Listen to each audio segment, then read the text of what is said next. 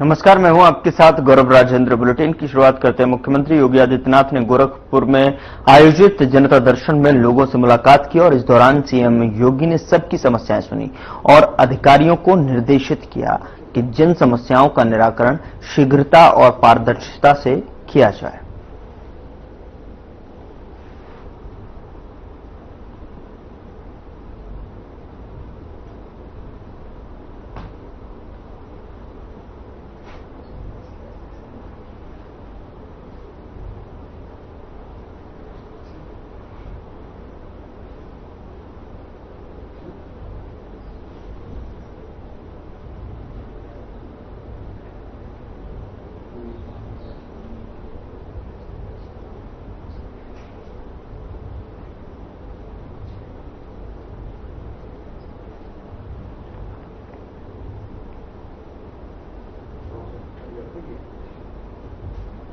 राष्ट्रपति द्रौपदी मुर्मू द्वारा जो है महायोगी गोरखनाथ विश्वविद्यालय गोरखपुर के अकादमिक भवन और प्रेक्षागृह और पंचकर्म सेंटर का लोकार्पण एवं महिला छात्रावास का शिलान्यास किया गया और इस अवसर पर राज्यपाल आनंदीबेन पटेल और मुख्यमंत्री योगी आदित्यनाथ मौजूद रहे।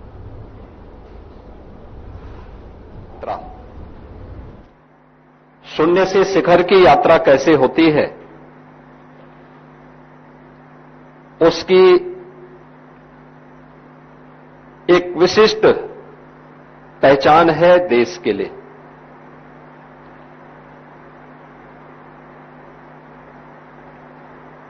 संघर्षों से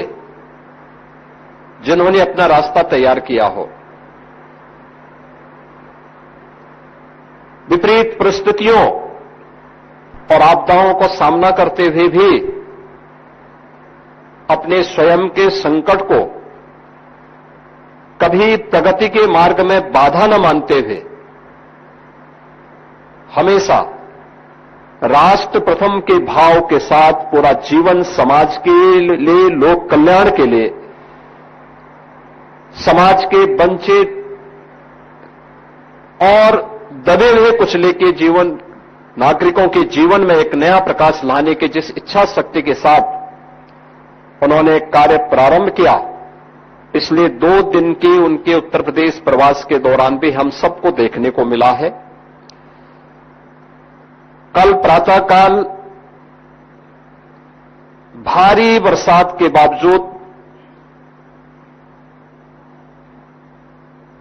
पूर्वाह्न में 10 बजे के पूर्व ही आदरणीय राष्ट्रपति जी बरेली में पहुंच गई थी और बरेली के IVRI के 135 वर्ष पुराने इंडियन वेटरनरी रिसर्च इंस्टीट्यूट के कॉन्वोकेशन सेरेमनी कार्यक्रम में उन्होंने अपना आशीर्वचन वहां के छात्र छात्राओं को प्रदान किया, अपना योग्य मार्गदर्शन दिया। बरेली से सीधे गोरखपुर, एम्स गोरखपुर के प्रथम कॉन्वोकेशन सेरेमनी में उनका आशीर्वचन एम्स गोरखपुर के छात्र छात्राओं को प्राप्त हुआ। आज प्रातः काल से ही आयुष विश्वविद्यालय के, प्रदेश के पहले आयुष विश्वविद्यालय के उद्घाटन कार्यक्रम में और इस दौरान छात्र छात्राओं के साथ जगह जगह सड़कों पर उतर करके पहली बार हुआ है जब भारत का कोई संवैधानिक प्रमुख सड़क पर छात्रों के अभिवादन करते हुए बच्चों के साथ में जाकर के उनके साथ संवाद करे, अभिभूत करने वाला क्षण था। उनका व्यक्तित्व देख करके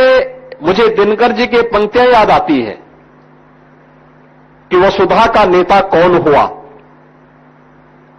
भूखंड विजेता कौन हुआ, नौ धर्म प्रणेता कौन हुआ, अतुलित यश क्रेता कौन हुआ, जिसने न कभी आराम किया विघ्नों में रहकर काम किया और उसकी साक्षात प्रतिमूर्ति है हमारे देश की राष्ट्रपति। मैं इस अवसर पर महायोगी गुरु गोरखनाथ की इस पावन धरा पर उन्हीं के नाम पर बने हुए इस विश्वविद्यालय में उनका हृदय से स्वागत करता हूं, अभिनंदन करता हूं। उनके कार्यक्रम के कल से जुड़े हुए जितने भी पक्ष थे, आईसीआर का जो प्रतिष्ठित संस्थान है आईवीआरआई बरेली, वह एग्रीकल्चर और वेटनरी साइंस का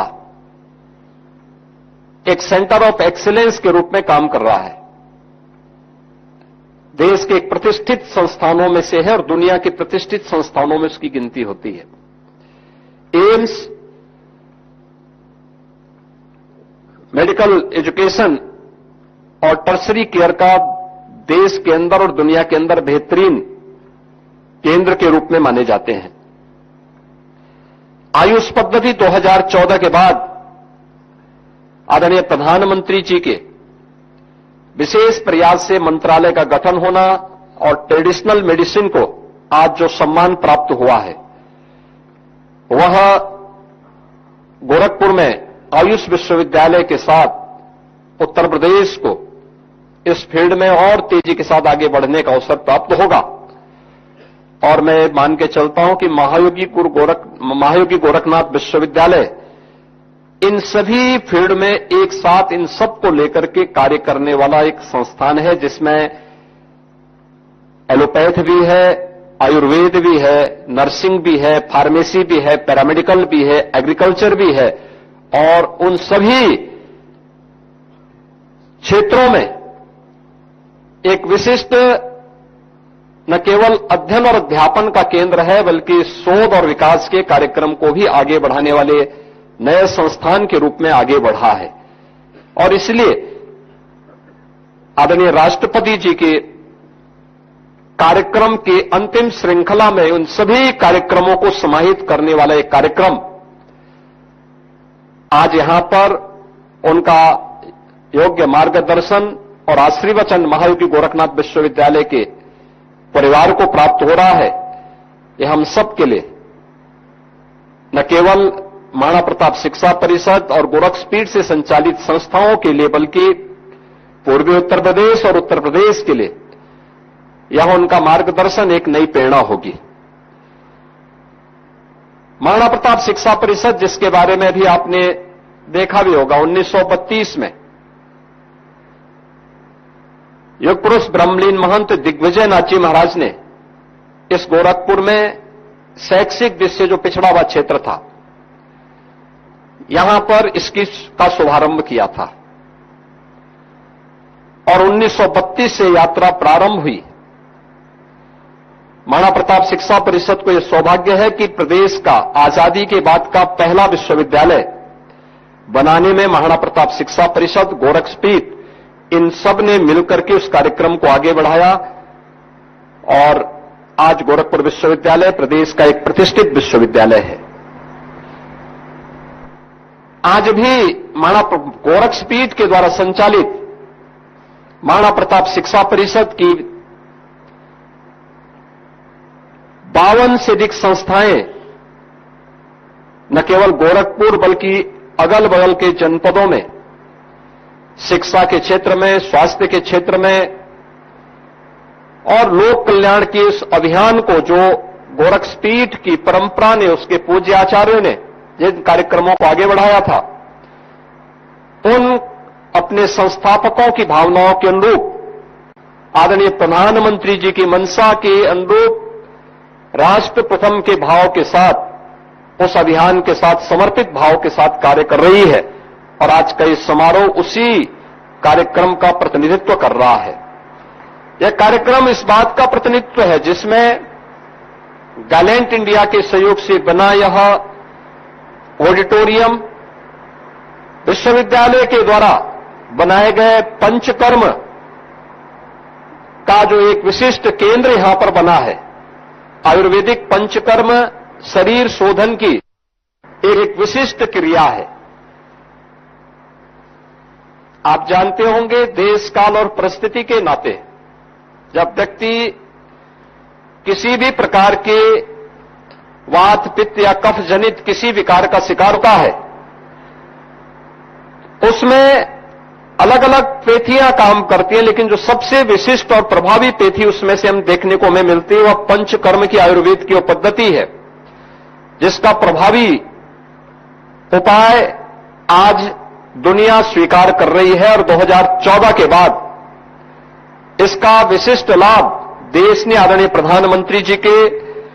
मार्गदर्शन और नेतृत्व में लिया है। आज आप देखते होंगे 21 जून की तिथि होती है, पूरी दुनिया योग के पीछे भागती है। All India institute of Ayurveda देश की राजधानी में पूरे देश को और दुनिया को अपनी ओर आकर्षित कर रही है। विश्वविद्यालय के नए अकादमिक भवन का लोकार्पण के साथ ही एक नए गर्ल्स हॉस्टल के शिलान्यास का कार्यक्रम भी आज आदरणीय राष्ट्रपति जी के कर कमलों से यहां पर अभी संपन्न हुआ है। मैं इन सब के लिए आदरणीय राष्ट्रपति जी का हृदय से आभार व्यक्त करते हुए हृदय से स्वागत करता हूं, अभिनंदन करता हूं।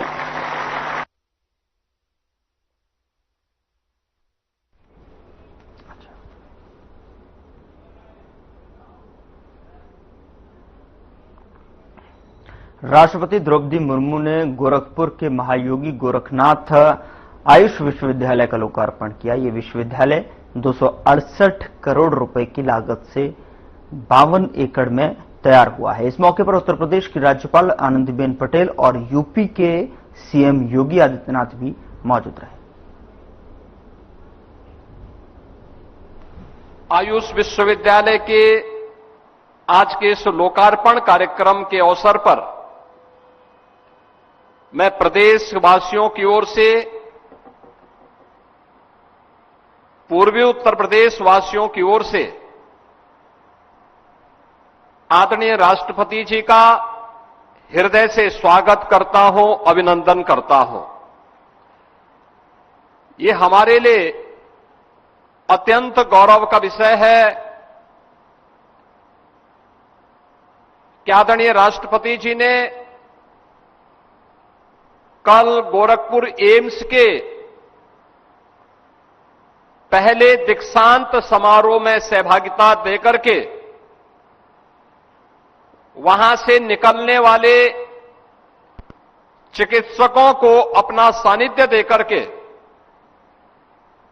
उन्हें व्यवहारिक जीवन में कैसे कार्य करना है इसके लिए अपना मार्गदर्शन दिया। और आज गोरखपुर के इस ग्रामीण भटड़ क्षेत्र में आदरणीय राष्ट्रपति जी का सानिध्य न केवल यहां के स्थानीय नागरिकों को बल्कि हमारे यहां पर पूर्वी उत्तर प्रदेश के अलग अलग क्षेत्रों से जो उपस्थिति हुई है उन सबके साथ साथ पूरे उत्तर प्रदेश को उनका मार्गदर्शन इस लोकार्पण कार्यक्रम में प्राप्त होने वाला है। इस अवसर पर आदरणीय राष्ट्रपति जी का मैं हृदय से अभिनंदन करता हूं, स्वागत करता हूं। यह हमारे लिए अत्यंत गौरव का विषय है कि आज के इस समारोह में अति विशिष्ट अतिथि के रूप में प्रदेश की आदरणीय राज्यपाल माननीय श्री आनंदीबेन पटेल जी का आशीर्वाद और मार्गदर्शन हम सबको प्राप्त हो रहा है। मैं इस अवसर पर आप सभी उपस्थित जनों की ओर से, उत्तर प्रदेश सरकार की ओर से और पूर्वी उत्तर प्रदेश की जनता जनार्दन की ओर से आदरणीय राज्यपाल महोदया का भी हृदय से मैं स्वागत करता हूं, अभिनंदन करता हूं। समारोह में उपस्थित प्रदेश सरकार में मंत्रिमंडल के मेरे सहयोगी वरिष्ठ मंत्री श्री सूर्य प्रताप शाही जी, जल शक्ति मंत्री श्री स्वतंत्र देव सिंह जी, मत्स्य विभाग के मंत्री डॉक्टर संजय निषाद जी, आयुष विभाग के मंत्री डॉक्टर दयाशंकर मिश्रा दयालु जी, लोकप्रिय सांसद श्री रविकिशन जी, यहां के लोकप्रिय विधायक श्री महेंद्र पाल सिंह जी, पूर्वी उत्तर प्रदेश के हमारे सभी माननीय जनप्रतिनिधिगण, माननीय सांसद, माननीय विधायक, विधान परिषद के सदस्यगण, अन्य सम्मानित जनप्रतिनिधिगण, विश्वविद्यालय के कुलपति प्रोफेसर के रामचंद्र रेड्डी जी और उपस्थित सभी बहनों और भाइयों, आज का दिन इस पूरे क्षेत्र के लिए अत्यंत गौरवशाली क्षण है,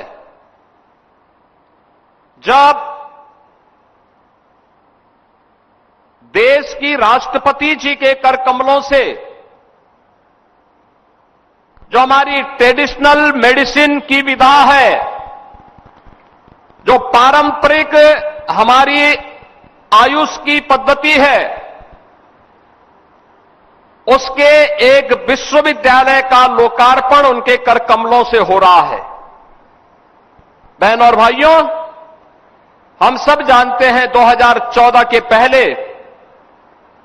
भारत की आरोग्यता की इस विधा को वैश्विक मान्यता जिस रूप में मिलनी चाहिए थी, नहीं मिल पाई थी। हम आभारी हैं देश के यशस्वी प्रधानमंत्री जी का, जिन्होंने 2014 में आने प्रधानमंत्री बनने के साथ ही देश के अंदर आयुर्वेद, यूनानी, होम्योपैथ,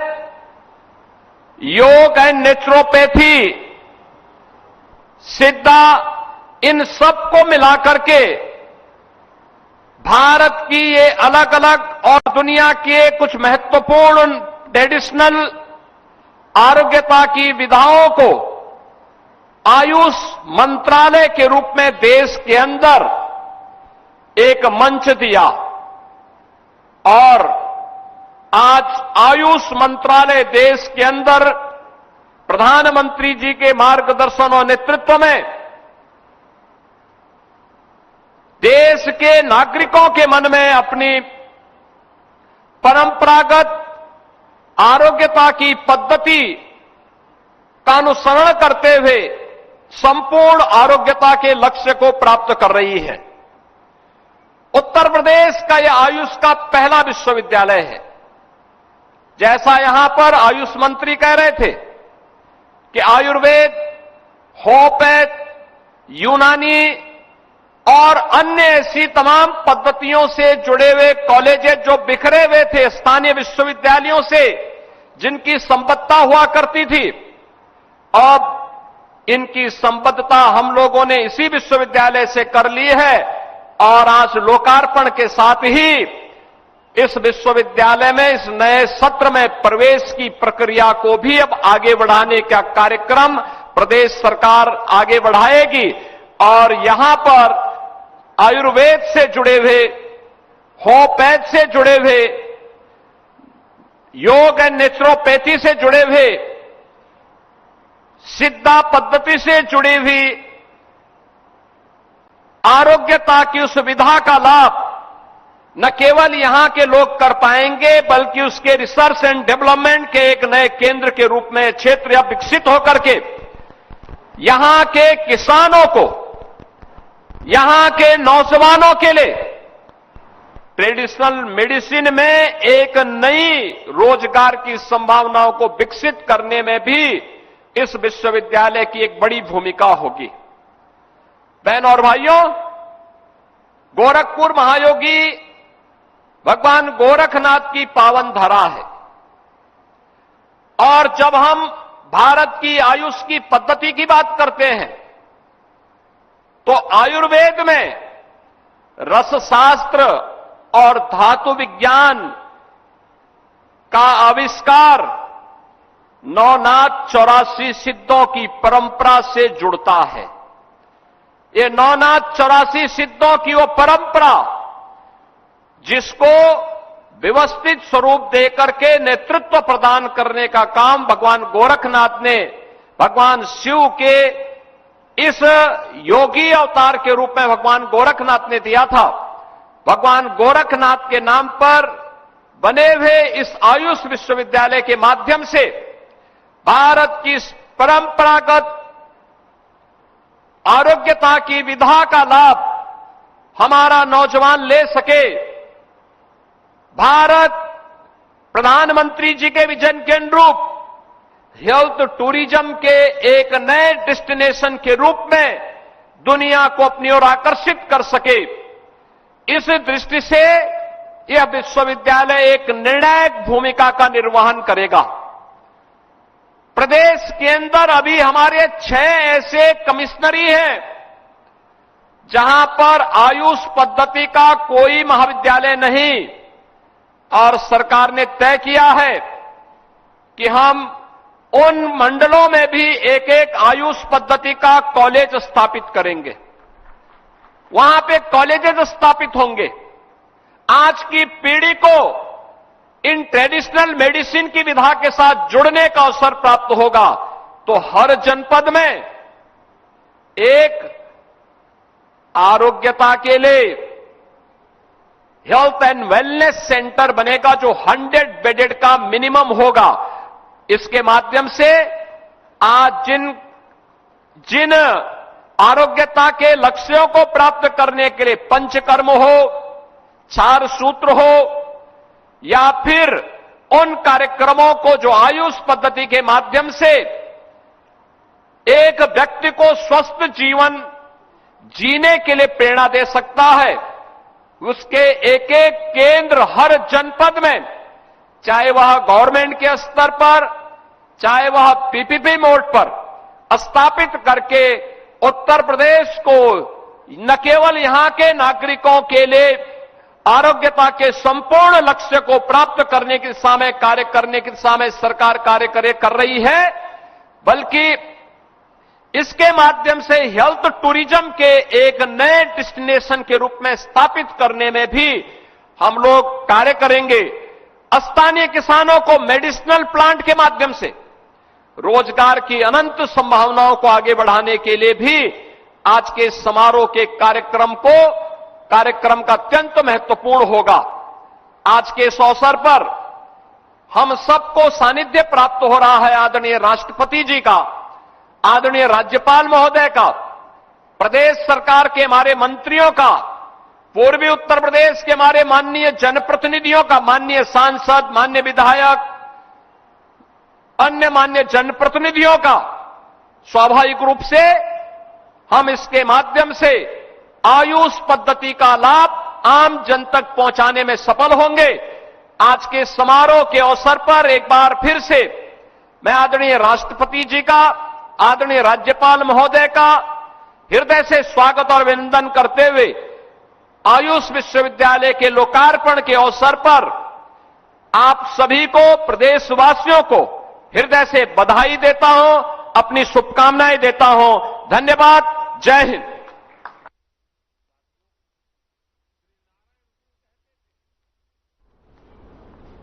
फिलहाल बुलेटिन में इतना ही। नमस्कार।